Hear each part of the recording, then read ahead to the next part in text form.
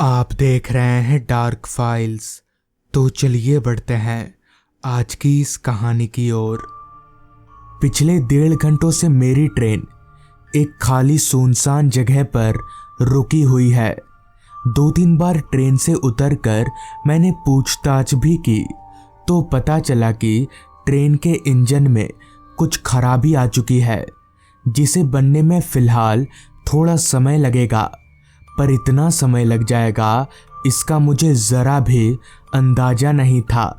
खैर, मेरे बस में तो कुछ था नहीं, इसलिए मैं चुपचाप अपनी जगह पर ही बैठा रहा। अंदर ही अंदर मुझे काफ़ी चिंता भी हो रही थी कि मैं किस मनहूस घड़ी में ट्रेन में चढ़ा। तकरीबन और आधा घंटा इंतज़ार करने के बाद, यानी पूरा 2 घंटा ज़ाया करने के बाद ट्रेन खुली और वापस से अपनी मंजिल की तरफ आगे बढ़ने लगी। मेरी जान में जान आ गई कि चलो कम से कम अब और इंतज़ार नहीं करना पड़ेगा। थोड़ी देर के सफ़र के बाद ट्रेन उस स्टेशन पर रुकी जहां मुझे उतरना था। ट्रेन के रुकते ही मैं नीचे उतरा तो आसपास का नज़ारा देखकर कुछ पलों के लिए मैं सुन्न सा हो गया। मुझे समझ नहीं आ रहा था कि मैं किसी स्टेशन पर उतरा हूँ या फिर किसी कब्रिस्तान में, क्योंकि आसपास मेरे अलावा मुझे और कोई नज़र नहीं आ रहा था। स्टेशन पूरी तरह से खामोशी के गिरफ्त में था और तो और उस ट्रेन से उतरने वाला भी मैं अकेला ही था। खैर, मैं स्टेशन से बाहर निकलने का रास्ता खोजने लगा। फिर रास्ता मिलते ही मैं स्टेशन से बाहर निकल आया। स्टेशन के बाहर भी नज़ारा स्टेशन के अंदर जैसा ही था। खामोशी चारों ओर फैली हुई थी। मैं किसी आदमी की तलाश में आगे बढ़ता रहा, मगर उस रास्ते पर दूर दूर तक, या यूं कहें तो जहां तक नज़र जा रही थी, सिर्फ और सिर्फ खालीपन ही दिख रहा था। अभी मैं उस रास्ते पर आगे बढ़ ही रहा था कि तभी दूर रास्ते के एक किनारे पर मुझे एक रोशनी नजर आने लगी।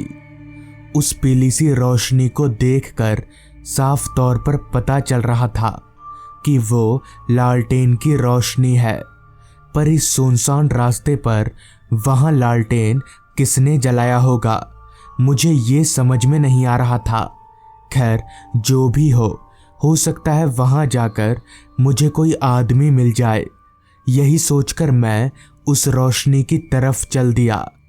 उस रोशनी के थोड़ा और पास पहुंचने पर मुझे ज्यादा नजर आने लगा तो मैंने देखा कि रास्ते के एक किनारे जल रही उस लालटेन के पास एक आदमी बैठा हुआ है।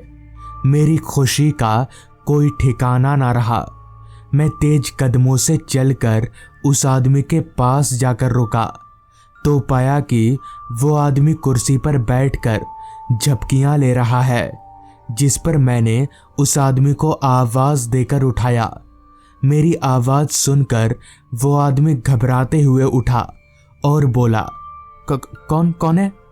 इस पर मैंने बोला, जी वो मुझे पुरानी मस्जिद के पास जाना है, तो आप जरा बता सकते हैं कि वो कितनी दूर होगा और वहां तक कैसे पहुंचा जा सकता है? मेरी पूरी बात सुनकर उस आदमी ने कहा, पुरानी मस्जिद? बाप रे बाप, वो तो काफ़ी दूर है। आपको एक स्टेशन बाद उतरना चाहिए था। आप पहले उतर गए। रात में तो अभी आपको कोई सवारी भी नहीं मिलेगी।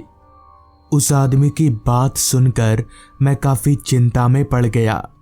एक तो ये अनजान जगह, ऊपर से इतनी रात गए मैं कहाँ जाऊंगा। अभी मैं ये सब सोचकर परेशान हो ही रहा था कि तभी उस आदमी ने दोबारा कहा, आज ही पहुंचना जरूरी है क्या? इस पर मैंने कहा, नहीं, ऐसा कोई जरूरी काम तो नहीं है, पर आपने ऐसा क्यों पूछा? मेरी बात सुनकर उस आदमी ने कहा, मैंने इसलिए पूछा क्योंकि मेरे पास एक जगह है जहां आप रात भर रह सकते हैं। ज़्यादा भाड़ा नहीं है उस जगह का, बस चाय पानी के लिए 100 रुपये दे दीजिएगा मुझे। मुझे लगा यही ठीक रहेगा, कम से कम इस अंधेरी रात में चलना तो नहीं पड़ेगा और सुरक्षित भी रहूंगा। यही सोचकर मैंने उस आदमी को हाँ बोल दिया, जिस पर उस आदमी ने जमीन पर पड़े लालटेन को अपने हाथ में उठाया और मुझे उसके पीछे चलने के लिए कहा और खुद रास्ते के किनारे जंगलों के अंदर जाने लगा। मुझे बहुत अजीब लगा कि आखिर इस घने जंगल के अंदर कौन सा घर होगा, पर चूंकि मेरे पास और कोई चारा नहीं था, लिहाजा मैं उस आदमी के पीछे पीछे चलता रहा।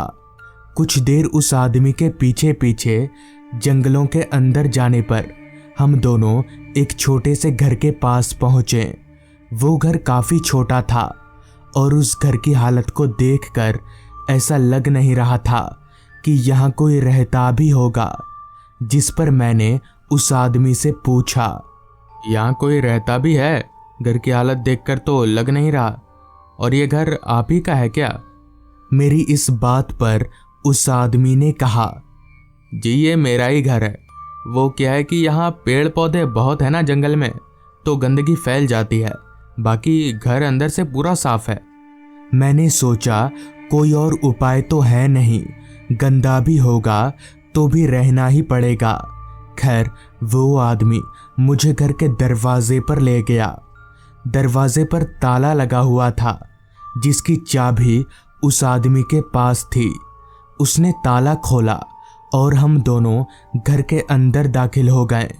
वो घर बाहर से जितना गंदा और टूटा फूटा लग रहा था, अंदर से बिल्कुल भी वैसा नहीं था। वो घर अंदर से बहुत ही साफ सुथरा था। उस घर में एक खाट के अलावा और कुछ भी नहीं था। अभी मैं उस घर को देख ही रहा था कि तभी उस आदमी ने कहा, आप काफी थक गए हैं, सो जाइए। इतना कहकर वो आदमी अपनी लालटेन को उस कमरे की एक दीवार पर लटकाकर वहां से जाने लगा, तो मैंने उसे 100 का एक नोट पकड़ा दिया। उसके जाते ही मैंने भी दरवाज़ा बंद कर लिया। दरवाजे के पास वाली खिड़की को मैंने खुला रखा हुआ था, क्योंकि मौसम गर्मियों का था तो कमरे में थोड़ी हवा आएगी। जिसके बाद मैं खाट पर लेट गया। रात हर पल गहराती जा रही थी। जहां थोड़ी देर पहले तक घड़ी में रात के 10 बज रहे थे, वहीं अब वक्त हो रहा था 11 बजे का।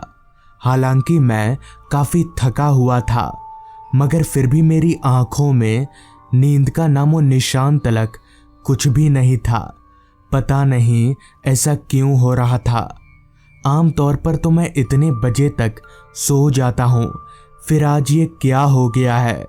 मैं अभी ये सब सोच ही रहा था कि तभी अचानक मेरे कानों में मुझे कुछ अजीब सी आवाज़ आने लगी।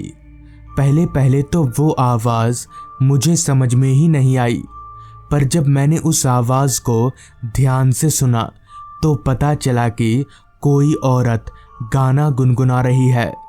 पर इतनी रात गए यहाँ इस जंगल में कोई औरत क्यों आएगी, मुझे ज़रा भी समझ में नहीं आ रहा था। पर आवाज़ तो सच में आ रही थी और यहीं कहीं आसपास में से आ रही थी। मैंने सोचा एक बार उठकर देखना चाहिए, लिहाजा मैं अपनी जगह से उठा और कमरे का दरवाज़ा खोलकर बाहर निकला। मगर हैरानी वाली बात कि वहाँ आसपास कोई नहीं था। मैंने थोड़ा आगे बढ़कर भी देखा, मगर वहाँ सच में कोई नहीं था। मजबूरन इसे अपने मन का वहम मानकर मैं वापस अपने कमरे में आ गया और दरवाज़ा बंद करके खाट पर लेट गया। पर पता नहीं क्यों मुझे अब एक अजीब सी घुटन महसूस होने लगी थी। मुझे अब ठंड लगने लगी थी, ऐसी ठंड जो सर्दियों में भी नहीं लगती। मुझे समझ नहीं आ रहा था कि आखिर ये सब हो क्या रहा है।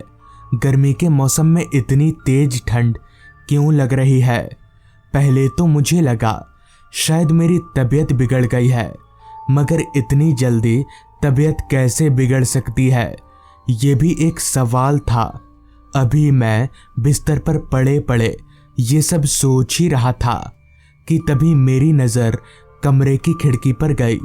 तो मैंने जो देखा वो देखकर मेरा पूरा शरीर कांपने लगा, क्योंकि उस खिड़की के ठीक बाहर खुले बालों में कोई औरत खड़ी थी। हालांकि मैं उसका चेहरा साफ तौर पर नहीं देख पा रहा था, मगर उसके हवा में लहराते खुले लंबे बालों को मैं साफ तौर पर देख पा रहा था।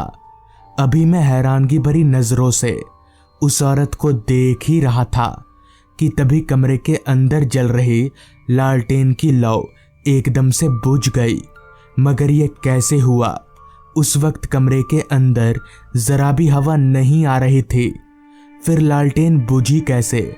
सब कुछ मेरी समझ से परे था। लालटेन बुझने के बाद कमरे में पूरी तरह से अंधेरा छा गया, इतना घना अंधेरा कि हाथ को हाथ दिखाना भी मुश्किल हो।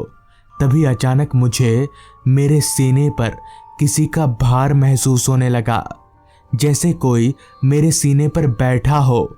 मगर कौन? अंधेरे में ये देख पाना बहुत मुश्किल हो रहा था। मुझे समझ नहीं आ रहा था कि मैं अब क्या करूं, इस बला से अपना पीछा कैसे छुड़ाऊं।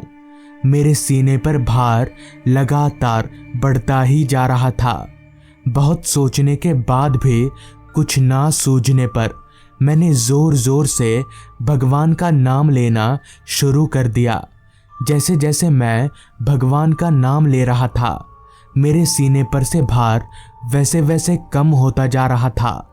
एक वक्त ऐसा आया जब मेरे सीने पर से भार पूरी तरह से खत्म ही हो गया। वजन हटते ही मैं तुरंत उस कमरे से बाहर निकला और जो दौड़ लगाई तो सीधे वहीं रुका जहां एक दो लोग दिखे। मैंने उन लोगों को सारी बात बताई तो उन्होंने बताया कि वो घर शापित है, किसी औरत के चलते वो घर ऐसा हो गया है। वहां एक रात से ज्यादा कोई नहीं रुक सकता और वो आदमी लोगों से पैसा लूटने के लिए मजबूर लोगों को उस घर में ले जाता है। साथ ही साथ उन लोगों ने ये भी बताया कि पुरानी मस्जिद यहाँ से सिर्फ 5 मिनट की दूरी पर है। तो दोस्तों, ये थी आज की कहानी। अगर आपको ये कहानी पसंद आई हो तो चैनल को ज़रूर सब्सक्राइब कर लें। तो मैं आपका दोस्त आर्यन जल्द ही मिलूंगा आपसे ऐसी ही एक कहानी के साथ।